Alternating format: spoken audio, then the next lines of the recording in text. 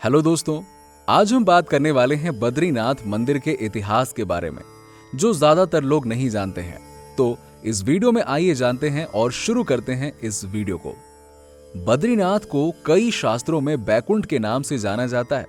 ये बैकुंठ क्षीर सागर है। कहा जाता है कि जहां पर भगवान विष्णु जी निवास करते हैं और भगवान विष्णु जी का दूसरा निवास बद्रीनाथ है, जो इस धरती पर मौजूद है।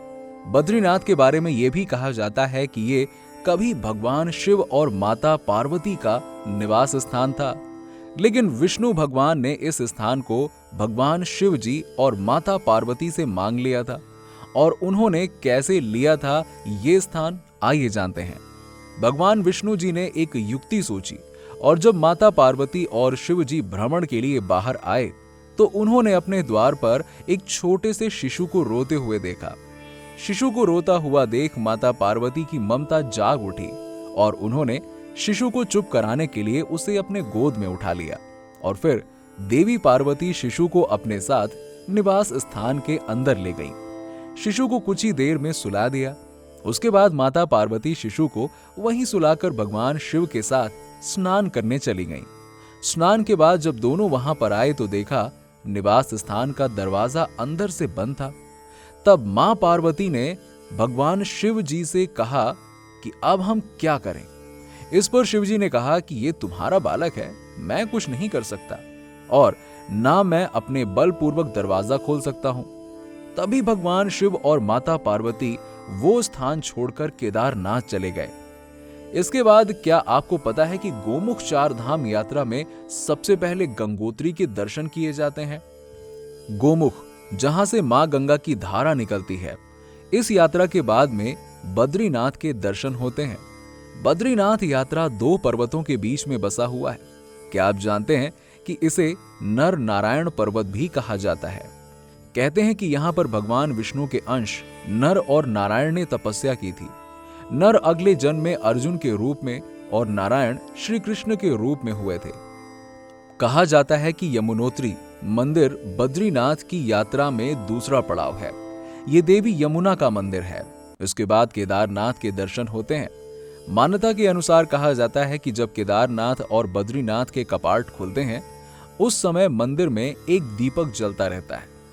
इस दीपक के दर्शन का बड़ा महत्व है। मान्यता है कि 6 महीने तक बंद करने के बाद दरवाजे के अंदर इस दीपक को देवता लोग जलाए रखते हैं। नृसिंह मंदिर जोशी मठ स्थित नृसिंह मंदिर का संबंध बद्रीनाथ से कहा गया है। ऐसी मान्यता वहां की है कि इस मंदिर में भगवान नृसिंह की एक बाजू काफी पतली है। जिस दिन ये टूट कर गिर जाएगी उस दिन नर नारायण पर्वत आपस में मिल जाएंगे और बद्रीनाथ के दर्शन वर्तमान स्थान पर नहीं हो पाएंगे। अब हम आपको बताएंगे बद्रीनाथ तीर्थ का नाम बद्रीनाथ कैसे पड़ा। ये अपने आप में एक अनोखी बात है। कहा जाता है कि एक बार देवी लक्ष्मी जब भगवान विष्णु से रूठकर मायके चली गईं, तब भगवान विष्णु यहां आकर तपस्या करने लगे। जब देवी लक्ष्मी की नाराजगी दूर हुई तो वो भगवान विष्णु को ढूंढते ढूंढते यहां पर आई थीं और ये समय यहां बद्री का वन यानी कि बेड़ फल का जंगल हुआ करता था। बद्री के वन में बैठकर भगवान ने तपस्या की थी। इसीलिए देवी लक्ष्मी ने भगवान विष्णु को बद्रीनाथ कहा। और कहा जाता है कि सरस्वती मंदिर सरस्वती नदी के उद्गम पर स्थित है, जो बद्रीनाथ से 3 किलोमीटर की दूरी पर स्थित है, जो कि माणा गांव में है। सरस्वती नदी अपने उद्गम से महज कुछ ही किलोमीटर बाद अलकनंदा में मिल जाती है। कहते हैं कि बद्रीनाथ भी कलयुग के अंत में वर्तमान स्थान से विलीन हो जाएगी और इनके दर्शन नए स्थान पर होंगे, जिसे आगे चलकर भविष्य में बद्री के नाम से जाना जाएगा। अब बात करें बद्रीनाथ का भव्य नजारे की। मान्यता है कि बद्रीनाथ में भगवान शिव को ब्रह्मा हत्या के पाप से मुक्ति मिली थी।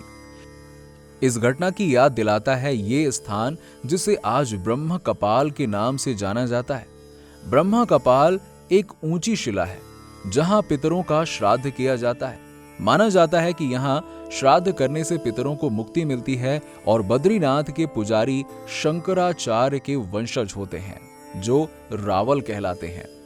ये जब तक रावल के पद पर रहते हैं इसे ब्रह्मचर्य का पालन करना होता है।